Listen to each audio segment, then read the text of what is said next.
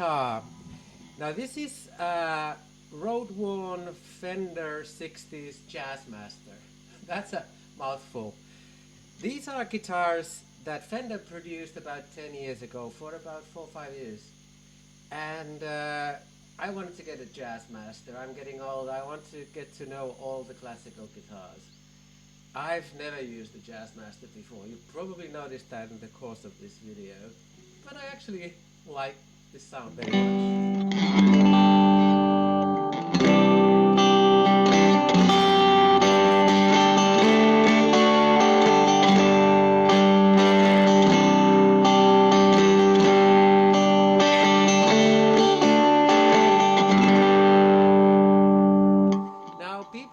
Associate Jazzmasters with indie rock and shoegazing and things like that. Well, I don't do that. I'm a cover artist. Now, can I use Jazzmaster for covers? I've tried once. You can check the video on my channel. This Road Worn title really confused me slightly.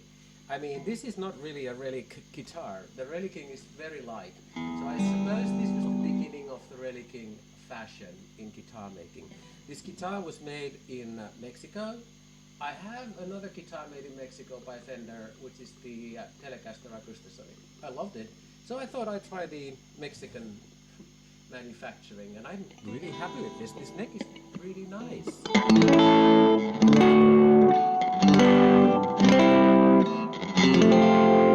Now this neck is a classical C shape, I think. It feels like that. It's really easy to play, and the neck is made of maple, so it's pretty stable, and the fingerboard is made of porphyro, which is a wood that I don't know at all, but maybe that's, you know, what was used before.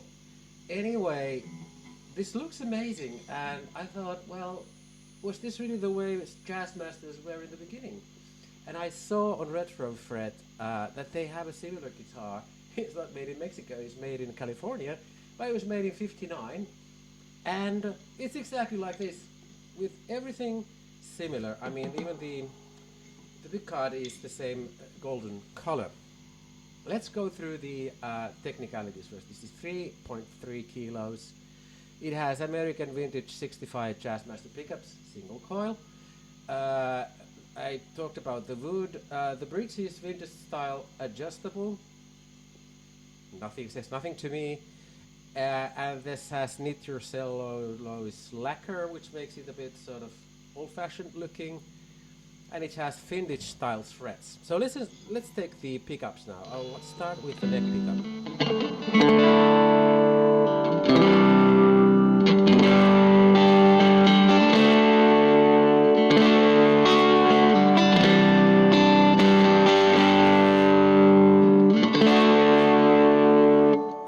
The middle position with both pickups on.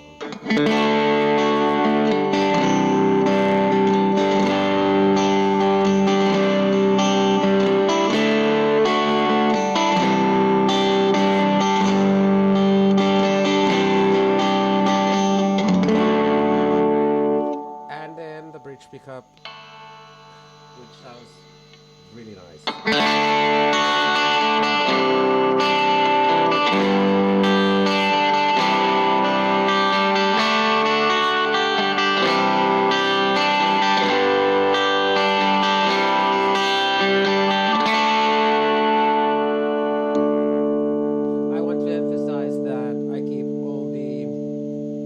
Settings at max, so I get the full blast. Now then there's this strange rhythm channel, totally new to me, and apparently if you put it on, something strange happens with the pickups. And you have to use these switches to get the volume on.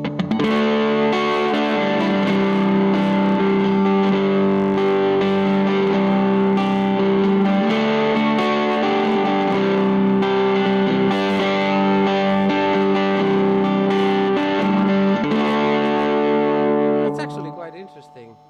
Let me put it off. So I'm really starting to learn what this guitar does. I've noticed there are people out there who are very interested in Jazzmasters. They own loads of them, and they all seem very different Jazzmasters from different ages, different productions. I have no idea what that is all about, but I'm really curious about this guitar.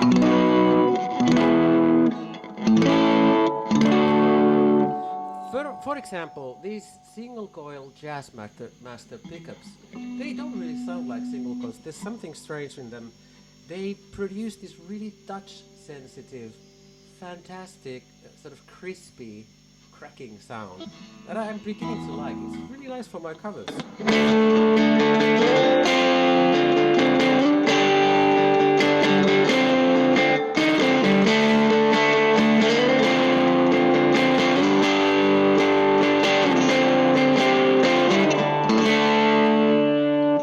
So when you use this as a rhythm instrument, you know, this really comes alive. I like the way in which the chords sound full. You can hear every single note. So that probably has to do with the single coil settings of these really vintage pickups. And then this is not heavy. I like the way this looks, this offset body. When you start using it, you get really easily used to it. It's so comfortable on your body.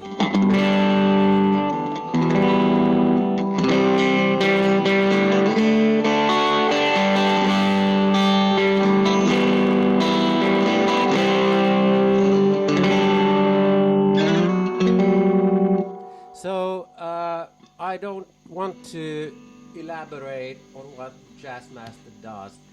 If you're interested in having a guitar for all kinds of purposes, this might be your choice. I mean, this has all the good sides of a single coil, and this has this full-bodied sound that reminds you of a humbucker guitar. This neck is adjusted by the seller. Thank you, Helsinki. The action is really low. That probably has to do with the sound. I've heard that it's very important to ensure that your strings are close enough to the pickups. Well, they are. Thank you, Helsinki. Anyway, thanks for listening. I'm really getting grips with it. There's going to be another video with this guitar with the song on my channel later on, so I hope you keep following. See you later. Bye-bye.